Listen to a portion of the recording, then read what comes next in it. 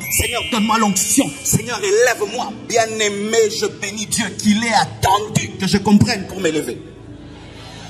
Un jour, je prêchais. La voix de Dieu m'a dit, Marcelo, je n'ai pas besoin de toi. J'ai dit quoi? Tu prêches la vérité, mais tu la prêches sans amour et sans sagesse. Je n'ai pas besoin de toi. Et tant que tu prêcheras la vérité sans amour et sans sagesse, je ne te lèverai pas. Pourquoi tu vas dévoiler la nudité de mon épouse?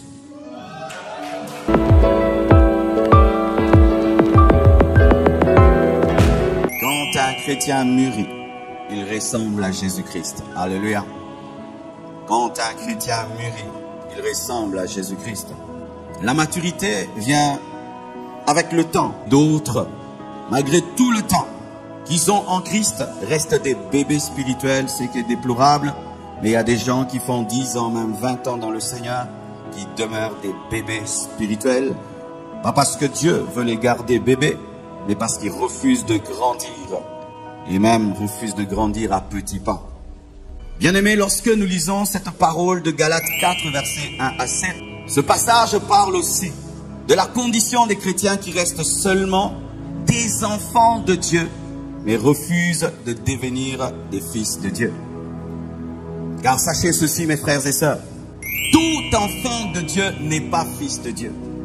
Mais tout fils de Dieu est enfant de Dieu, car avant que tu ne deviennes fils de Dieu, tu dois passer par l'enfance. Et des fois, les enfants de Dieu réclament les bénédictions des fils, réclament des choses qui n'appartiennent pas aux enfants, mais qui n'appartiennent qu'aux fils.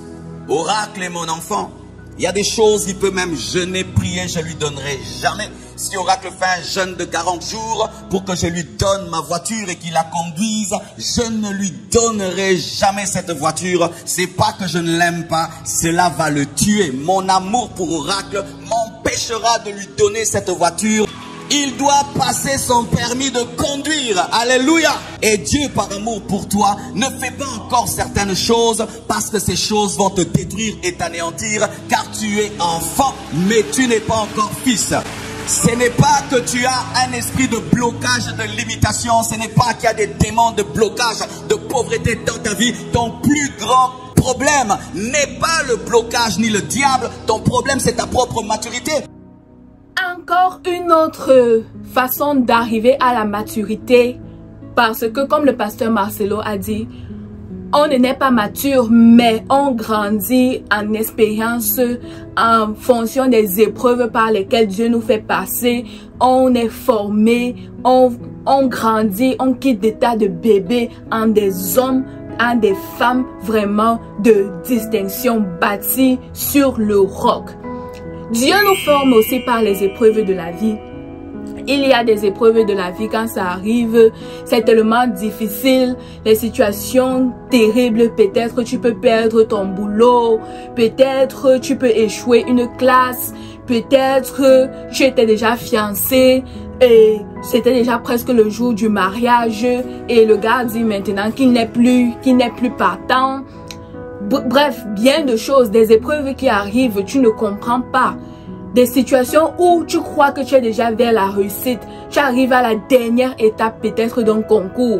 Tu es sûr que si Dieu t'a vraiment donné la réussite, il t'a conduit tout ce parcours-là, ça veut dire que lui qui a commencé, il achèvera. Après, arrivé au bout du tunnel, tu vois comment tu échoues. Tu dis que mince, Seigneur, qu'est-ce que tu veux me faire comprendre par là? Ce sont des situations comme ça que Dieu utilise pour nous faire grandir, nous faire garder confiance en lui, nous apprendre à persévérer, à être patient, à être humble. Voilà, c'est dans ces circonstances-là que Dieu bâtit en nous le fruit de l'esprit, la maîtrise de soi, de recevoir, de compter sur lui, de recevoir sa paix, sa joie et de recevoir son amour dans ces circonstances. Aussi, nous pouvons aussi nous former dans le monde réel parce que quand nous passons par des épreuves, parfois c'est un signe qu'on doit se former. Tu peux lire des livres, des brochures écrits par des personnes. Tu peux prendre des formations en ligne, des formations en personne, en fonction de ton domaine. Parce qu'il n'y a rien de mauvais sur ça, mais c'est pour devenir de plus en plus excellent de devenir expert dans ton domaine. Parce que c'est très important. Dieu voudrait que nous soyons des personnes excellentes dans nos domaines respectifs. Quand une personne est mature, cette personne ne se plaint plus de tout ce qui lui arrive. Cette personne ne joue plus la victime. Ne dit plus que c'est à cause de l'action de telle personne ou de telle autre personne que je suis ce que je suis aujourd'hui. Parce que cette personne a pris une mauvaise décision. Cette personne ne m'a pas bien encadré. Elle ne m'a pas bien nourri. C'est pour cela que j'ai telle chose et telle chose aujourd'hui. La personne mature comprend que même si la faute n'était pas ta responsabilité, en sortir, c'est un must. Tu dois en sortir de cette situation parce que Dieu ne permet jamais que tu sois tenté au-delà de tes capacités. La personne mature devant les situations ou même les déceptions amoureuses ou les déceptions des amis, ceux qui ne sont pas loyaux, comprennent, ils tirent des leçons que oui, c'est arrivé ainsi, mais quelle est la leçon que je peux tirer de là pour ne plus tomber dans le même piège prochainement? Comment je peux m'améliorer pour que les prochaines expériences soient meilleures que l'expérience que je viens de passer? Au lieu de se plaindre, vraiment d'accuser les autres à tort et à travers. C'est ça. La personne mature tire des leçons de ces expériences passées et aide aussi des personnes qui sont autour d'elle pour donner des conseils afin que ces personnes ne tombent pas dans des mêmes pièges. L'enfant de Dieu a la nature de Dieu, mais le Fils de Dieu, au-delà de la nature de Dieu, a le caractère de Dieu. Si je vous présente mon fils, il a ma nature, il a mon dos, il a ma tête, il a beaucoup de choses de moi. Côté nature, vraiment, j'ai même des problèmes avec lui ces derniers temps. Il a tellement vite grandi qu'il porte mes baskets. Donc j'ai un problème. Je prie qu'il grandisse vite pour qu'il laisse mes chaussures tranquilles. Mais des fois, il dit des choses que je ne dirai jamais. Il fait des choses que je ne ferai jamais. Des fois, il est tout sale. Il a joué comme pas possible. Il a peur du noir et tout le reste. Mais moi, j'aime le noir. J'aime dormir dans le noir. Dans la nature, nous sommes pareils. Mais dans le caractère, nous sommes différents. Et l'enfant a la nature de Dieu. Mais il n'a pas le caractère de Dieu. C'est le Fils qui a le caractère de Dieu. Et des fois, nous prions. Seigneur, donne-moi l'onction. Seigneur, élève-moi. Bien-aimé, je bénis Dieu qu'il ait attendu que je comprenne pour m'élever. Un jour, je prêchais, la voix de Dieu m'a dit, Marcelo, je n'ai pas besoin de toi. J'ai dit quoi? Tu prêches la vérité, mais tu la prêches sans amour et sans sagesse. Je n'ai pas besoin de toi. Et tant que tu prêcheras la vérité sans amour et sans sagesse, je ne te lèverai pas. Pourquoi tu vas dévoiler la nudité de mon épouse? La maturité, c'est aussi que si tu n'arrives pas à laisser un péché, si tu n'arrives pas à te défaire, par exemple, de la fornication, du vol, du mensonge, c'est que tu vas vers Dieu, tu demandes à Dieu de te purifier. Il n'y a rien de mal en cela. Tu dis, Seigneur, j'ai bien la volonté d'abandonner tel péché. J'ai bien la volonté d'abandonner la cigarette, d'abandonner l'alcool et tout ça. Mais je n'arrive pas à m'en défaire. Seigneur, purifie-moi. Seigneur, aide-moi. Seigneur, transforme-moi. Seigneur, change-moi. Seigneur, visite-moi. Que j'ai une rencontre divine avec toi. Que ma vie chrétienne soit vraiment une vie palpable. Que ce ne soit pas juste de nom. Mais que j'ai une expérience vraie avec toi. Il n'y a rien de mauvais en cela. Et le Seigneur va vraiment t'aider. La maturité, c'est être humble. C'est de savoir que il n'y a pas de mal à reconnaître son état présent. Il n'y a pas de mal à reconnaître que je ne sais pas faire ceci, je ne sais pas faire cela. Si je prends un exemple concret, vous allez voir des chrétiens qui ont déjà fait 15 ans, 16 ans, 17 ans à l'église. Certaines personnes n'ont même pas encore fait la prière de conversion, la prière de repentance.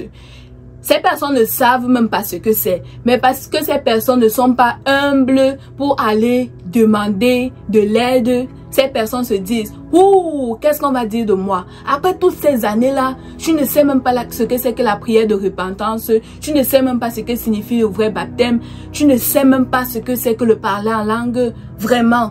Et toi, tu es là, tu fais les brouillés chaque jour que tu as déjà fait 15 ans dans la foi.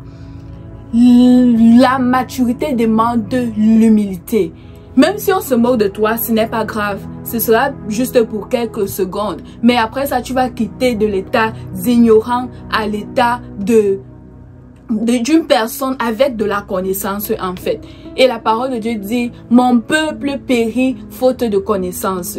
Si je prends mon cas concret, je me rappelle à l'université, bien que étant déjà chrétienne pratiquante, née dans d'une famille chrétienne, voilà, je n'avais pas encore accepté Jésus-Christ comme mon sauveur et Seigneur. Et c'est comme ça qu'une amie, je la trouvais toujours contente. Je lui demande, qu'est-ce qui te rend toujours joyeuse comme ça? Elle me dit que ça a commencé le jour où elle a fait sa rencontre avec Dieu. Elle me parle de la prière de repentance et tout. Je dis, waouh! Moi, j'étais même chrétienne, mais je ne savais pas ce que c'était que la prière de repentance. En fait, ce que moi je pensais, c'était que la prière de repentance, c'était pour des gens qui ne sont pas nés dans des familles chrétiennes. Pour moi, je pensais que c'était un acquis. Pourtant, j'avais aussi besoin de le faire. Et quand elle m'a expliqué comme ça, moi-même, j'ai aussi fait cette prière-là. Et j'ai vu des choses changer dans ma vie. Du coup, moi, je t'invite aussi. Peut-être toi, c'est dans un autre domaine. Tu ne sais pas encore préparer. Les gens se moquent de toi. Tu n'étais pas formé dans tel domaine. Tu ne sais pas tresser, etc. Il ne se fait pas tard. Même aujourd'hui, là, tu peux apprendre. Va sur Google, tu tapes comment faire ceci, comment faire cela. Va sur YouTube, tu vois, tu tapes comment faire ceci, comment faire cela. Et on va t'apprendre. Il n'y a pas de mal à apprendre. On apprend chaque jour. La vie, on apprend tous les jours. Il n'y a pas de jour où on n'apprend pas. Parce que le jour où tu cesses d'apprendre, tu cesses aussi d'évoluer. Donc, n'aie pas peur de reconnaître ton état. N'aie pas peur de demander de l'aide. Et n'aie pas peur d'apprendre. Ça demande de l'humilité. Mais c'est ça aussi la maturité. Dis avec moi, je dois être mature. Je dois être mature. Une personne mature, c'est une personne réfléchie. C'est une personne qui utilise ce qu'elle a pour obtenir ce qu'elle n'a pas. Vous savez, il y a des personnes qui trouvent souvent du plaisir de venir voir d'autres personnes dire que j'ai problème d'argent pour ceci ou pour cela. Si c'est une fois en passant, ça se comprend. Mais si c'est le style de vie de cette personne de toujours aller demander l'argent aux autres, pourtant, ces mêmes personnes ont les mêmes 24 heures que cette personne et travaillent dur et ont aussi leur part de responsabilité dans leur vie, mais que ces autres personnes qui passent le temps à demander l'argent ne font rien de leur temps, rien de consistant, mais tout ce qu'ils font, c'est d'aller demander l'argent aux autres. C'est là où il y a problème. Parfois, tu vas même voir que les habits que ces personnes portent, ces personnes qui demandent de l'argent, c'est même plus cher. Ou leurs chaussures sont plus chères comparées même à ceux à qui ils demandent de l'argent. Mais si tu as besoin d'argent, pourquoi ne pas vivre à tes moyens? Pourquoi ne pas même vendre cette paire de chaussures qui est tellement chère et d'utiliser ça pour investir dans ce qui te sera utile? C'est vraiment très pertinent. La personne mature utilise son talent, son potentiel pour pouvoir récolter des moyens, pour pouvoir investir dans ses projets. J'avais été très bénie un jour que j'écoutais un ami et il me disait que lui, il utilise l'argent qu'il récolte de son talent. Voilà, il met son talent en exergue jour après jour. Il utilise ça pour financer ses projets. J'ai dit, waouh, ça c'est intéressant. Donc chaque jour, il se bat, il fait des petits jobs. Partout là où il trouve, il fait des petits jobs. Et quand il récolte cet argent-là, il utilise ça pour financer maintenant ses vrais projets de vie. Toi aussi qui m'écoutes, arrive à la maturité, commence à faire cela. Épargne, économise et utilise ça pour investir dans tes projets à venir. C'est ça de la maturité. Écoutez ceci. Écoutez ceci. Être mature spirituellement n'est pas toujours dans la sainteté, mais aussi dans la grâce. Un homme mature, quand Dieu pardonne, il pardonne. Quand Dieu restaure, lui aussi il restaure. Il n'est pas dur là où Dieu est tendre. Il fonctionne avec le cœur de Dieu. C'est pourquoi lorsque Dieu a dit à Moïse, parle au rocher, il a frappé, Dieu lui dit, tu n'entres pas. Pourquoi? Je veux pardonner, mais toi tu veux frapper, tu n'entres pas. Tu ne révèles plus mon cœur. Ce sont ces chrétiens qui, entre guillemets, paraissent être saints, toujours à l'église priant, jeûnant, mais avec des mauvais cœurs, des bébés spirituels. Il n'est pas dans l'impudicité, il n'est pas dans la drogue, il n'est pas dans toutes ces choses, mais il a un mauvais cœur. Lorsqu'un frère a abandonné Dieu, revient vers Dieu, se répand, lui, il est toujours là pour rappeler ses péchés comme s'il était vice-Dieu. Et je t'assure que si tu te répands, Dieu va rapidement agir avec toi. Car la Bible nous dit que la création tout entière attend avec un ardent désir la révélation des fils de Dieu. Le monde a besoin de voir des chrétiens matures. Il est député mais il craint Dieu. Il est riche mais il craint Dieu. Il est fidèle à son épouse. Il est roi du Saint-Esprit mais il est humble. Dieu l'utilise dans les signes, des prodiges et des miracles. Mais il est simple comme un enfant. La maturité, c'est aussi de comprendre qu'on est chrétien par ses actions.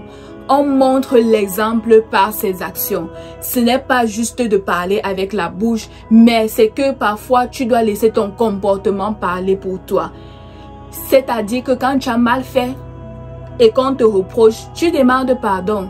Moi, par exemple, il m'arrive souvent de communiquer avec des personnes et après on me dit que comme tu vois la Phoebe, tu as dit telle chose qui n'a pas sa place. Ok.